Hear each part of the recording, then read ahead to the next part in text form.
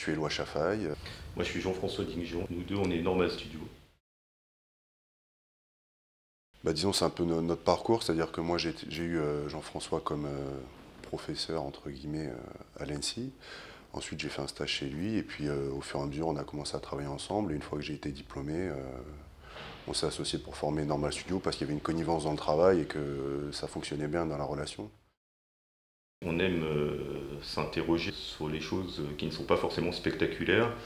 Donc on est très attentif aux fonctions, aux usages, à une vision du design qui au départ peut sembler fonctionnaliste, mais qui en fait n'est pas que fonctionnaliste. Et puis je crois qu'on est assez sensible et assez touché par les objets du quotidien en fait. On fait pas vraiment des objets qui sont des démonstrations comme ça ou des prouesses, dont voilà, c'était un peu ça l'idée du normal derrière qui sous-tend tout ça. Je sais pas en fait si on peut le définir, mais c'est vrai que l'année dernière, quand on a fait notre exposition au Musée des Arts Décoratifs, qui s'appelait Normal Studio Design élémentaire, certains nous ont qualifiés de nouveaux minimalistes. Et en fait, je crois que nous, on se revendique pas du tout d'un minimalisme ou d'un nouveau minimalisme, même ancien ou nouveau d'ailleurs. Jeanne Caillard, qui a écrit le catalogue de l'expo, disait qu'on dessinait avec la gomme, c'est-à-dire que nous, c'est vrai qu'on a tendance à enlever des choses pour arriver à l'essentiel. Voilà. Alors au final, ça peut être qualifié peut-être de minimal, mais c'est pas la volonté. Nous, on veut vraiment arriver à quelque chose d'essentiel, c'est-à-dire qui ne reste un peu que l'essence du projet et que ce qui est nécessaire. Pour moi, le design, c'est mettre en forme une pensée. Euh, Mettre en forme une pensée, ça veut dire pas forcément mettre en forme sa propre pensée, ça peut être la pensée de quelqu'un d'autre, ça peut être la pensée d'un projet, parce que d'une manière plus globale. Et en fait, le designer, c'est une sorte de traducteur en fait. C'est des objets qu'on pense toujours pour être produits, c'est ça qui nous intéresse, c'est que ce pas des pièces qui sont uniques. Et même si c'est des pièces qui sont uniques, elles sont pensées de toute manière, quand on les pense ou quand on les dessine, pour être produites. Donc c'est vraiment un truc qui va guider notre travail. Nous, c'est l'idée que cette idée, ce projet, il va pouvoir être dupliqué et il est réfléchi pour ça en fait. Nous, ce qui nous amuse et ce qui va enrichir aussi notre travail, c'est de passer par des univers très différents, des échelles très différentes, des contraintes très différentes. Donc nous, ça va de la pièce de galerie produite en série limitée avec un savoir-faire très très spécifique à des produits extrêmement industriels qui seront dupliqués à des millions de pièces. Je considère que le designer ne doit pas créer de lui-même. Faire du design, c'est intéressant quand on est dans un cadre de contraintes. Et la contrainte, c'est un truc très stimulant pour nous. Et donc, lorsqu'on est face à une page blanche ou lorsqu'on dit allez-y, faites ce que vous voulez, la première chose qu'on fait, c'est se créer des contraintes pour répondre à ces contraintes en fait.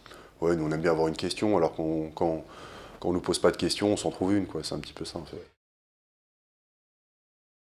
Moi, je me sens pas artiste. Alors, c'est sûr qu'on est dans une discipline qui est à la frontière de ça et qui flirte souvent euh, avec l'art, notamment quand c'est des pièces un petit peu exceptionnelles.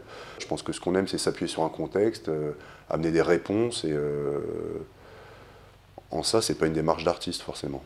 Ouais, moi je suis toujours très admiratif des artistes qui sont capables de générer leur univers et de le transmettre en fait. Il y a des artistes que j'aime profondément, comme des gens comme Frank Stella par exemple. C'est la contrainte qui dirige son trait, qui dirige son pinceau en fait.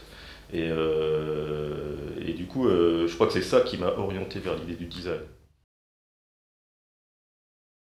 Peut-être qu'en France, on est plus prêt à accepter qu'il y ait des courants très différents qui cohabitent en fait, alors que aujourd'hui, par exemple, on voit un nouveau design en Angleterre avec toute une génération qui émerge et qui sont un peu pas sur le même modèle, mais qui sont Ouais, sur le même mode de pensée. oui, Ouais. voilà. Je pense qu'en Europe, il y a quand même il y a une espèce de patrimoine commun comme ça qui est assez fort. Alors même s'il y a des courants particuliers, on va retrouver des choses un peu dans tous les pays. Après, si on va peut-être au Japon ou aux États-Unis, là, c'est vrai qu'il y a des cultures et des particularités qui sont vraiment plus fortes. Donc les designers en sont beaucoup plus imbibés, on va dire. On est assez friand de procédés de fabrication déjà en règle générale. Alors c'est très très vaste, de matériaux, de modes de mise en œuvre, donc forcément on guette un petit peu tout ce qui se passe et tout ce que la technique aujourd'hui permet de faire et jusqu'où on peut aller. Donc ouais, dans ce sens-là, on est très attentif aux procédés actuels et au niveau technique des entreprises. Moi je crois que c'est la France, c'est chez moi, donc c'est comme à la maison. La Suisse. Ah, moi, je suis né à Paris, je dois mourir à Paris. Hein. Lisbonne. Moi, la Fiat Panda, première génération. Un jean, une paire de baskets, un t-shirt, c'est bon. Moi, le cabanon de Le Corbusier, je sais pas si on peut le qualifier d'immeuble, mais moi, ça serait un fauteuil très très confortable. Un canif. Un coupe-papier d'Enzo Mari. Ça dépend de celle qui est à côté, en fait.